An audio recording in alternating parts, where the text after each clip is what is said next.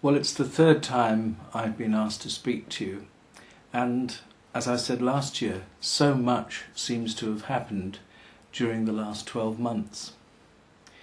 If I think back to where we were when I last spoke, we were just about to have the first interministerial conference on road safety in Moscow, and we had that, and the Russian president came and addressed the ministers of the world, and there was huge support for a global decade of action.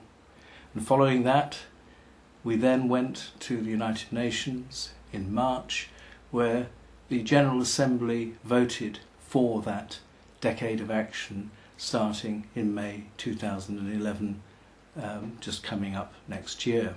So as I look around the world at the iRAP programs going on, I'm filled with some real excitement.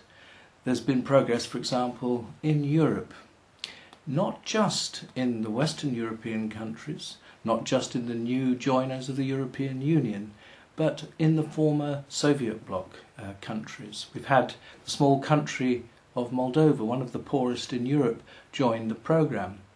And that program is particularly exciting because it's supported by 5 financial institutions.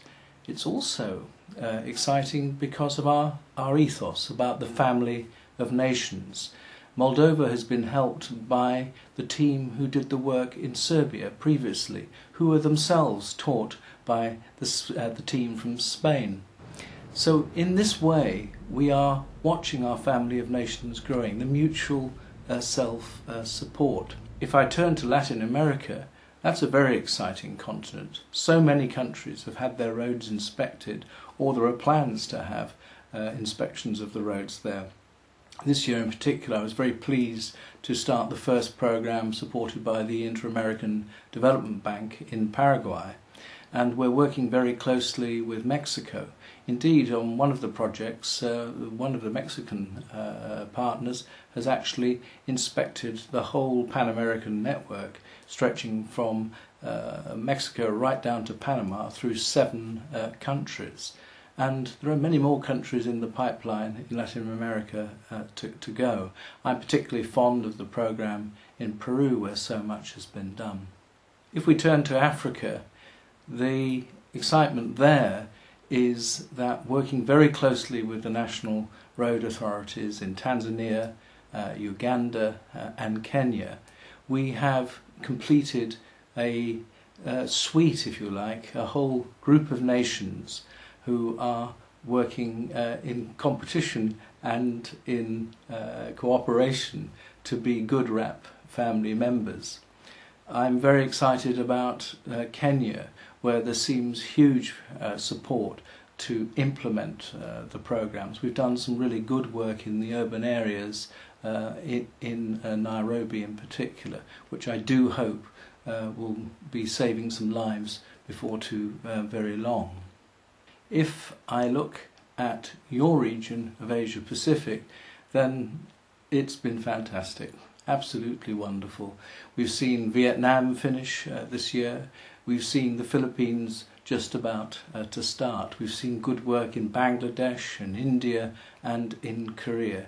I could go on, but you really should congratulate yourselves. It's been a wonderful achievement to work so closely together. A particular personal pleasure for me this year was to go to New York and make a commitment to work with the Asian Development Bank in rolling out iRAP programs in the Asia Pacific region.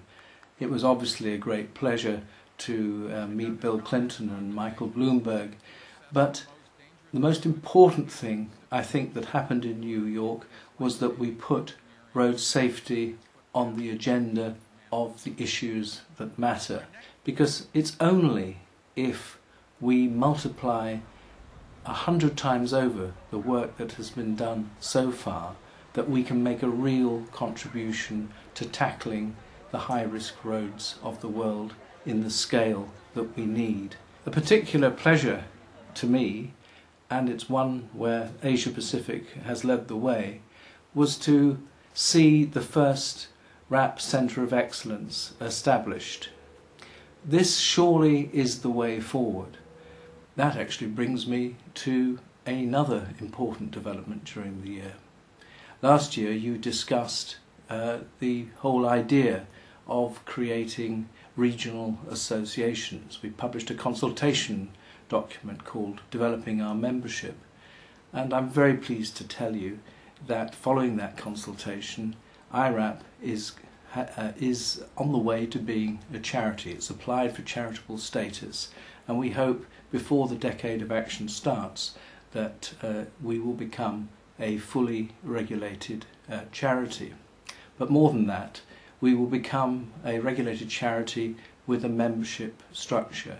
There won't be a country in the world that won't have a formal association to which they belong. What you're doing this week at your conference is so important. Without the learning, the sharing of experience, it will not be possible to assess the world's high-risk roads and get rid of them. It's only by working at a scale and with a cooperation that has not been seen in roads before that we can hope to achieve the objectives that we've all set ourselves by the end of this UN Decade of Action. I thank you so much for all the work you're doing and the commitment that you've shown, and I thank too Rob McInerney, Greg Smith and the team who have been so instrumental in bringing you together with their enthusiasm. I thank you all very much indeed.